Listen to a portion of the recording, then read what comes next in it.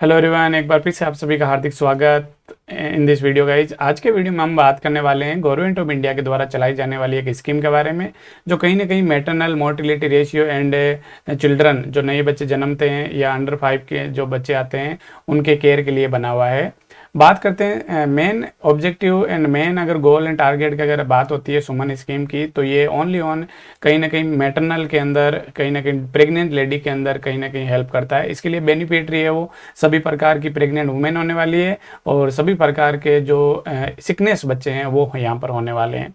तो बात करते हैं सबसे पहले आपके सामने कि सुमन स्कीम का पूरा नाम क्या होता है। तो आप देख रहे हैं सुमन स्कीम। यस, सुमन स्कीम की अगर हम बात करें तो सुमन स्कीम का जो पूरा नाम होता है सुरक्षित मातृत्व आश्वासन। सुरक्षित मातृत्व आश्वासन। यस गाइज, हम बात करते हैं कि सुमन स्कीम है वो गवर्नमेंट ऑफ इंडिया के द्वारा चलाई गई है और आपको पता है कि गवर्नमेंट ऑफ इंडिया के अंदर ये मैनेज करने वाला होता है ministry of health and family welfare. Ministry of health and family welfare central sponsored है, कहीं ना कहीं रन किया जाता है। और बात करें कि इसका लॉन्च है वो कब हुआ था, बोर्ड टाइम एग्जाम में पूछा जाता है कि सुमन स्कीम का लॉन्च कब हुआ था। तो 10 अक्टूबर 2019 को क्या हुआ था, स्कीम की लॉन्चिंग हुई थी। बात करते हैं मेजरली जो ऑब्जेक्टिव आता है कि यहाँ पर सुमन स्कीम को लॉन्च करने का मेन ऑब्जेक्टिव क्या है, हमें क्यों जरूरत पड़ी सुमन स्कीम को लॉन्च करने की। तो बात करते हैं सबसे पहले अगर ऑब्जेक्टिव की बात करें, eliminate preventable maternal and new born death. हम चाहते हैं कि जितनी भी मैटरनल प्रेग्नेंट हो रही है, जितने भी लाइव बर्थ हो रहे हैं, वो सब हैं कहीं ना कहीं लाइव रहें, जीवित रहें, उनमें कोई प्रकार का कोई कॉम्प्लिकेशन नहीं हो। इसके लिए हमने क्या करी है, सुमन स्कीम को लॉन्च करा है।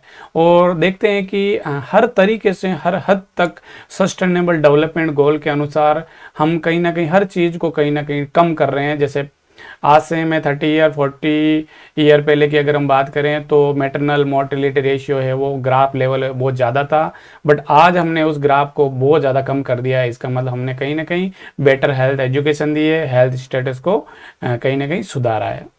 तो एलिमिनेट करना, प्रिवेंट करना उनका मैटरनल की जो डेथ हो रही है, उन डेथ क्यों हो रही है, उनके कारणों को जानना और अच्छी हेल्थ केयर देना है, उसको क्या करना ऑब्जेक्टिव है।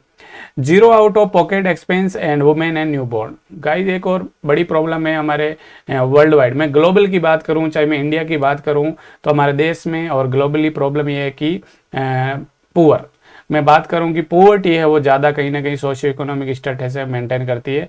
हर व्यक्ति है उसका पर कैपिटा इनकम इतना अच्छा नहीं होता है कि वो अपने हेल्थ के लिए अच्छा कहीं ना कहीं स्पेंड कर सके, हेल्थ के लिए कहीं ना कहीं वो अच्छा खर्चा कर सके। तो शुड बी रिमेंबर कि हमारी गवर्नमेंट ऑफ इंडिया चाहती है या ग्लोबल वर्ल्ड हेल्थ ऑर्गेनाइजेशन ये चाहता है, यूनाइटेड स्टेट ने जो सस्टेनेबल डेवलपमेंट गोल जो मेंटेन करा है कि जीरो आउट पॉकेट की, जेब में से कुछ भी पैसा नहीं लगना चाहिए और मैटरनल की और कहीं ना कहीं बच्चे की क्या होनी चाहिए, केयर होनी चाहिए, यानी फ्री ऑफ कॉस्ट है वहाँ पर केयर होनी चाहिए। And okay, dignified and respectable care. And मैं बात करता हूँ कोई भी अगर वो हेल्थ केयर प्रोवाइडर अगर केयर करता है तो उस पेशेंट का, चाहे वो बच्चा है, वो चाहे गरीब है, चाहे अमीर है, चाहे वो मैटरनल हो, वो प्रेग्नेंट हो, नॉन प्रेग्नेंट हो, उन सब की केयर है वो रेस्पेक्टफुल विद द अदर है वो उसके साथ करनी चाहिए, राइट। बात करते हैं timely access to quality health care services. अब प्रोग्राम लॉन्च तो कर दिया गया है, बट प्रोग्राम का जो इंटरवेंशन ये कहता है कि बजट के अनुसार हर एक उसके अंदर जो बेनिफिशरी हैं वो इन्वॉल्वमेंट हो, तो उसके लिए आप बेटर हेल्थ सर्विसेज दोगे। और बेटर हेल्थ सर्विसेज तभी दी जा सकती है तब जब वहाँ पर फैसिलिटीज़ हों। मैं बात करता हूँ कि न्यूबॉर्न एंड मैटरनल की हेल्थ को स्टैंडर्ड को सुधारने के लिए हेल्थ सेंटर है उनके स्ट्रक्चर को, इंफ्रास्ट्रक्चर को सुधारा गया है। अब मैं बोल रहा हूँ कि जहाँ जब ज़रूरत पड़ी फैसिलिटी की तब वो फैसिलिटीज़ में बोल रहा हूँ मैन पावर, वो स्टाफ या वो मेडिसिन है वो अवेलेबल नहीं है, तो क्या ये जो स्कीम चलाई गई है वो अच्छे से रन कर पाएगी? तो नहीं कर पाएगी। इट्स मीन्स कि टाइमली एक्सेस, इजीली मिलने वाला फैसिलिटी, क्वालिटी के साथ हेल्थ सर्विसेज मिलना चाहिए। तो ये कहीं ना कहीं हमारे लिए क्या थे, ऑब्जेक्टिव थे। बात करते हैं सर्विसेज फॉर प्रेग्नेंट वुमेन। अगर कोई प्रेग्नेंट वुमेन है तो सुमन स्कीम के अनुसार उसको क्या क्या सर्विसेज दी जाती है, बात करते हैं। एंटी नेटल चेकअप में बात करता हूँ। सबसे पहले बात आती है कि अगर कोई महिला प्रेग्नेंट है तो उसको एएनसी सर्विसेज दी जाती है, antenatal care. It's means हम बोलते हैं प्रेगनेंसी के दौरान जो सर्विसेज दी जाती है, चाहे वो आयरन फॉलिक एसिड का डिस्ट्रीब्यूशन करना हो, कहीं ना कहीं हेल्थ एजुकेशन देना हो, उनके डाइट पैटर्न को सुधारना हो, उनके स्लीपिंग पैटर्न को सुधारना हो, या उनके बारे में चीज़ों को बताना ताकि मैटरनल का हेल्थ स्टेटस अच्छा रहे, और कहीं ना कहीं मैटरनल के यूट्रस में जो फिटस डेवलपमेंट हो रहा है उसका भी ग्रोथ एंड डेवलपमेंट अच्छा हो।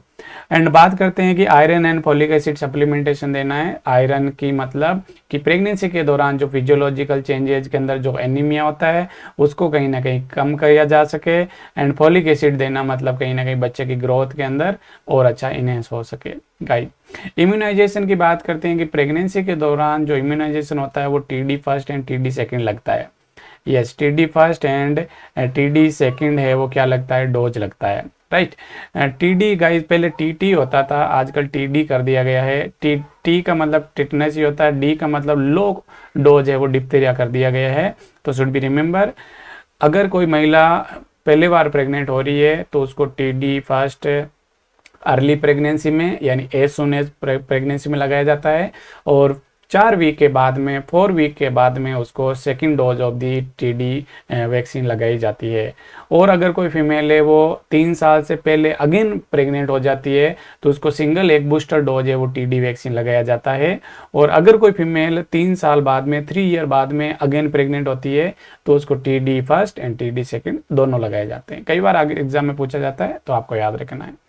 इंस्टीट्यूशनल डिलीवरी की अगर हम बात करें तो हम बात करते हैं वही सेम कंडीशन की जो बीते हुए 30 से 40 ईयर पहले की अगर हम बात करें तो जो डिलीवरीज होती थी वो होम डिलीवरी होती थी, और जो कम्युनिटी में जो एक्सपर्ट एंड दाई होती थी वो यानी अभी हम उसको कहते हैं टीबीए ट्रेडिशनल बर्थ अटेंडेंट कहते हैं, वो दाई है वो क्या करवाती डिलीवरी करवाती थी। तो कहीं ना कहीं बहुत सारे कॉम्प्लिकेशन की वजह से मैटरनल की डेथ हो जाती थी, और कहीं ना कहीं फिटस की भी डेथ हो जाती थी, न्यूबॉर्न की डेथ हो जाती थी। तो उनको कम करने के लिए इंस्टीट्यूशन का मतलब ज़्यादा से ज़्यादा हॉस्पिटल के अंदर डिलीवरी करवाने के लिए उनको अप्रोच करें, उनको बेनिफिट के बारे में बताएं, उनको उनके बारे में हेल्थ एजुकेशन दें कि आपका better health status health services दी जाएगी, और आपको घर से पिकअप करने के लिए आपको ट्रांसपोर्ट की सुविधा भी दी जाएगी। तो कहीं ना कहीं ये सुविधा को ध्यान में रखते हुए जो प्रेग्नेंट लेडी है वो इंस्टीट्यूट तक पहुंचे। गाइस की फीचर की अगर हम बात करते हैं कि सुमन स्कीम है वो मेनली यहाँ पर देने क्या वाला है, बात करते हैं कि तो फ्री सर्विसेज ऑलरेडी हमने बात करी, जीरो कॉस्ट पर अब ये क्या होने वाली है सर्विस देने वाली है। चाहे वो डिलीवरी में होने वाले जितने भी इंस्ट्रूमेंट यूज़ हो रहे हैं, जितने भी मेडिसिन यूज़ हो रहे हैं, उन सब को है वो फ्री ऑफ कॉस्ट दिया जाएगा। जीरो एक्सपेंस गारंटी, बिल्कुल कहने का मतलब फ्री सर्विस हो गया तो वहाँ पर एक भी रुपया नहीं लगने वाला है।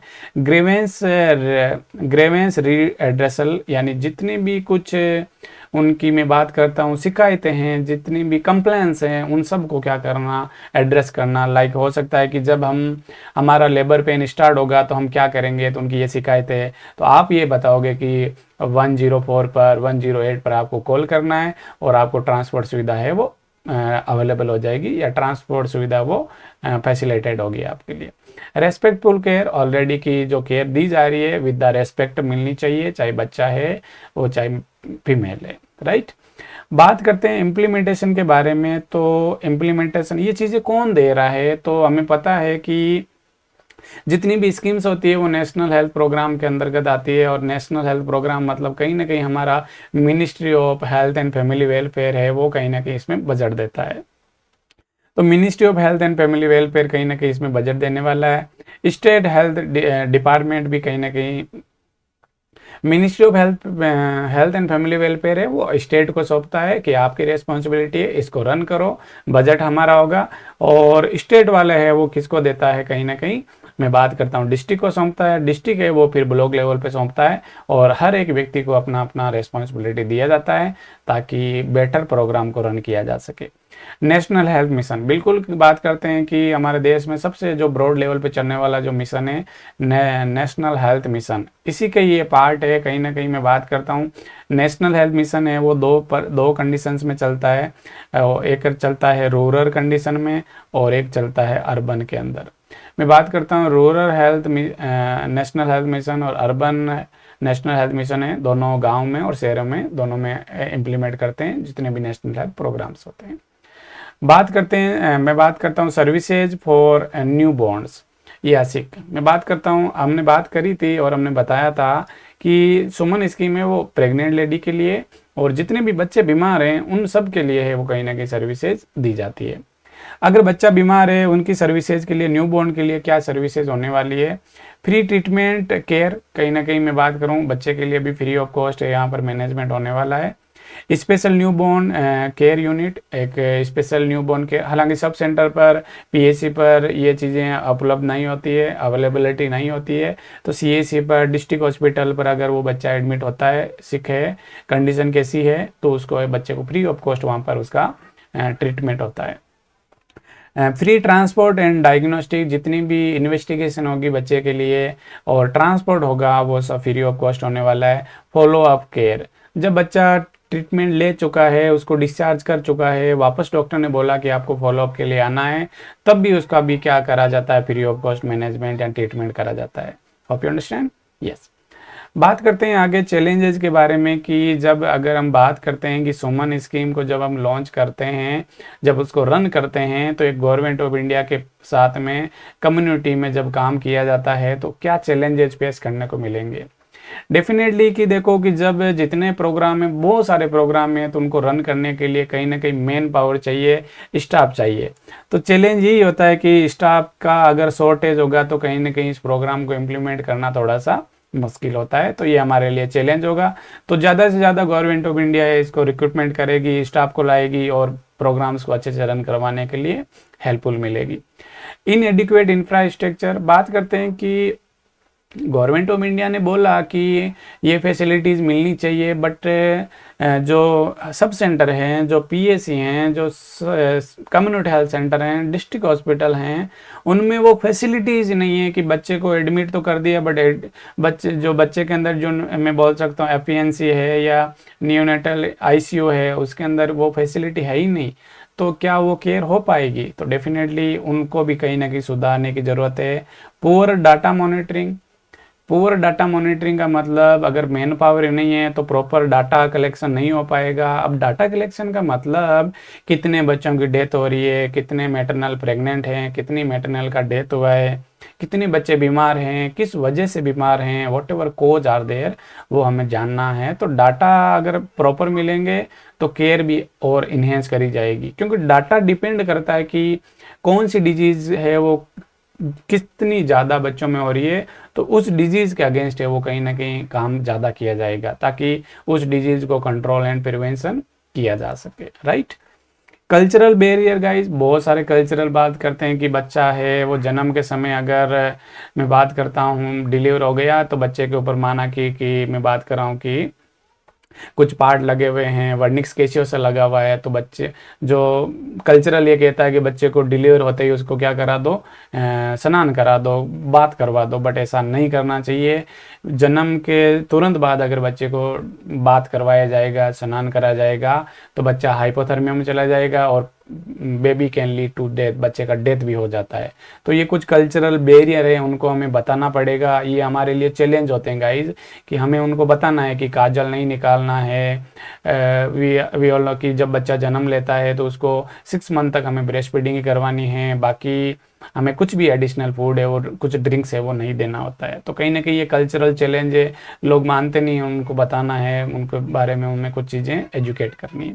Delayed fund distribution, main problem budget की होती है कि प्रोग्राम लॉन्च कर दिया, अब बजट नहीं आ रहा है तो हर स्कीम है वो कहीं ना कहीं फेलियर की तरफ चली जाती है। तो डेफिनेटली आगे हम बात करते हैं कि इस प्रोग्राम का जो इस स्कीम का गोल क्या है।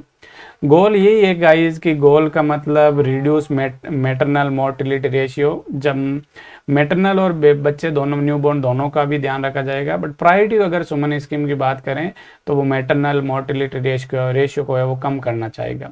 कुछ हिस्ट्री की अगर हम बात करते हैं आपके सामने कि 1990 के अंदर जो MMR जो मैटरनल मोर्टिलिटी रेशियो था वो 556 पर लाख था, बट ये डाउन होकर कम होकर कहीं ना कहीं 2016-18 के अंदर MMR जो है 113 पर लाख हो गया है, कहीं ना कहीं हमने बहुत ज़्यादा, कहीं ना कहीं कम से कम हमने 80% इसको क्या कर दिया है, कम कर दिया है। It's we have the according to sustainable development goal हमारे लिए बिग अचीवमेंट है, और एक बच्चा अच्छा मैं कहने का मतलब हमने टारगेट को अचीव करा है। डेफिनेटली ये बेटर हेल्थ सर्विसेज देने के कारण ही हुआ है। यस गाइज, बात करते हैं कुछ स्टेटिक्स के बारे में। तो देखो, पहले अगर मैं 2014 एंड 16 की अगर हम बात करूं तो 130 हमारा क्या था, MMR था। बट आज अगर मैं बात करूं 2019 टू 21 के अंदर हमारा जो MMR रह गया है वो 93 रह गया है। तो कहीं ना कहीं ये जैसे जैसे मैं बात कर रहा हूँ कि ईयर्स बढ़ते जा रहे हैं, मैं बात करता हूँ कि हमारा जो MMR है वो डाउनफॉल हो रहा है, because of the reason better health services, right. Target क्या है, मैं बात करता हूँ सस्टेनेबल डेवलपमेंट गोल, ग्लोबल गोल ये कहता है कि हमें कहीं ना कहीं 2030 तक हमारा ये टारगेट है कि हमें MMR को है वो 70 कर देना है। और आगे आगे जितना बढ़ता जाएगा, हम धीरे धीरे बेटर हेल्थ सर्विसेज देकर हम कहीं ना कहीं है हम यहाँ पर इसको जीरो करने की कोशिश करेंगे। जीरो कहीं ना कहीं 20-30 तो करना ही है, बट कुछ कारणों से कुछ डेथ होती है। तो जितना अच्छा हेल्थ सर्विसेज होगा उतना फैसिलिटीज अच्छा होगा, क्वालिटी ऑफ केयर मिलेगा। तो कहीं ना कहीं ये जो नंबर हैं, ये जो स्टेटिक्स हैं वो कहीं ना कहीं डाउनफॉल होंगे। Okay, so hope you understand guys. आपको अगर वीडियो अच्छा लगा तो वीडियो को लाइक करें, कमेंट करें। आपको किस टॉपिक पे कुछ वीडियो चाहिए तो उसके लिए भी आप कमेंट कर सकते हैं। और आप चैनल पर नए हैं तो चैनल को सब्सक्राइब करें। Thank you so much.